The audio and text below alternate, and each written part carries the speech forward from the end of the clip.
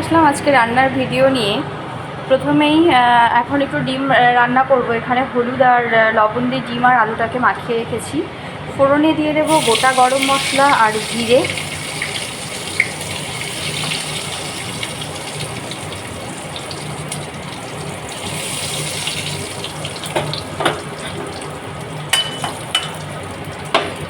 তারপরে এখানে আমি আজকে একটু হালকা পাতলা ঝোল করব, এই জন্য রসুনটাকে একটুখানি গ্রেট করে নিয়েছি। রসুনটা হালকা ফ্রাই হয়ে গেলে দিয়ে দেব পেঁয়াজ কুচি। আমি একটা বড় সাইজের পেঁয়াজ নিয়ে এখানে কুচিয়ে নিয়েছি।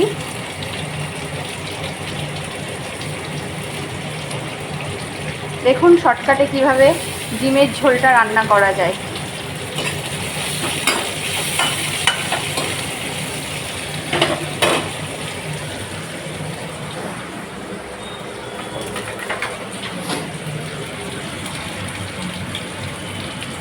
পেঁয়াজটা নরম হওয়ার জন্য আমি দিয়ে দেবো একটু লবণ।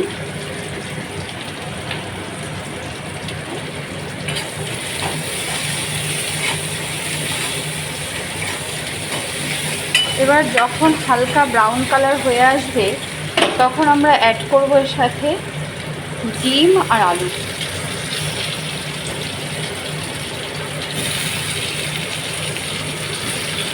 আজকে আমার ভীষণই তাড়া, যে কারণে আমি এইভাবে রান্না করছি।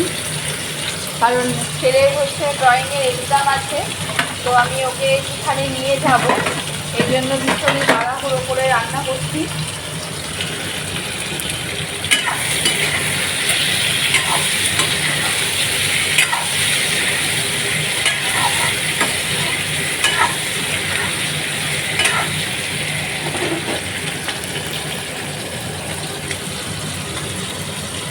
এইভাবে ভিডিও বানাতে আমার সত্যি খুব অসুবিধা হয়, যে আমার ক্যামেরাটা মানে ফোনটা ধরে দেওয়া বা হচ্ছে কেউই নেই। আমি কখনো নিজের ফোন ছবি দিয়ে কোনো ভিডিও আমি দিতে পারি না। আমাকে নিজে এক হাতে যে ক্যামেরা ফোনটা ধরে ভিডিও করতে হচ্ছে।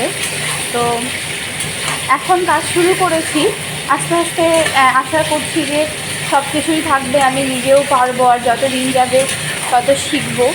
তো শেখার তো মানে বয়স হয় না, যে কোনো কিছুই শেখা যায়।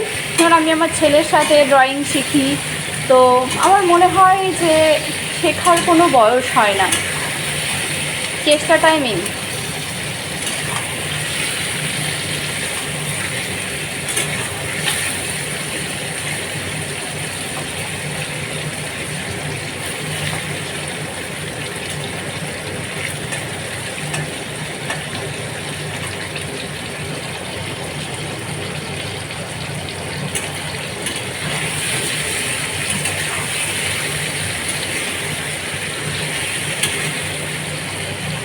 আলুটা হালকা ভাজা হয়ে গেছে,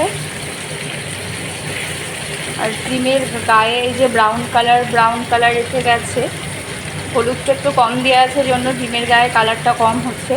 তবে ডিমটা একটু কম ফ্রাই করবেন, কারণ ডিম বেশি ফ্রাই করে না। আমি যখন এখানে প্রথম এসেছিলাম এই বাড়িতে দেখতাম যে দেশি মুরগির ডিম যদি রান্না করা হতো ওরা কখনো ফ্রাই করতো না, মানে মশলা যখন কষানো হতো তখন ডিমটা দিয়ে দিত। আচ্ছা, এটার মধ্যে জিরের গুঁড়ো, ধনের গুঁড়ো, লঙ্কার গুঁড়ো আর হচ্ছে আদা, জিরে, কাঁচা লঙ্কা আমি এটা বেটে নিয়েছি, এটা আমি এখন অ্যাড করছি।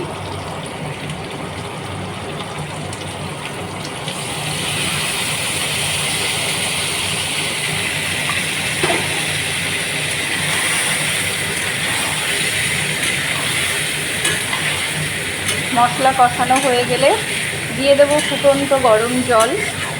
আমি একটা গ্যাসের ডিমের ঝোল করছি, পাশের গ্যাসেই জলটা গরম করতে দিয়েছি, পাশের বার্নারে।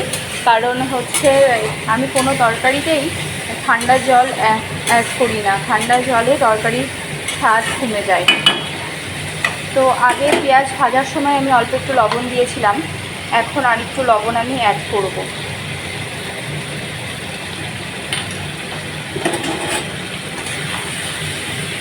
দেখুন তো কালারটা কেমন এসেছে।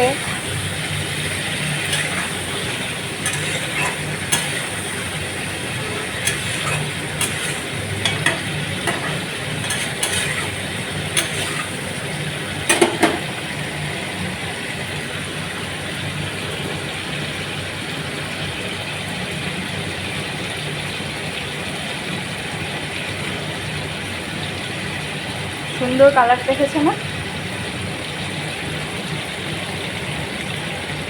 এরপরে আমি ঝোলের যে জলটা সেটা দিয়ে দেবো, মানে খুব বেশি জল দেবো না, দিয়ে গ্যাসটা মিডিয়াম আছে একটুখানি আমি কড়াইটাকে ঢাকা দিয়ে দেবো। তারপরে নামানোর সময় একটু ঘি গরম মশলা চিনি ছড়িয়ে নামিয়ে নেব।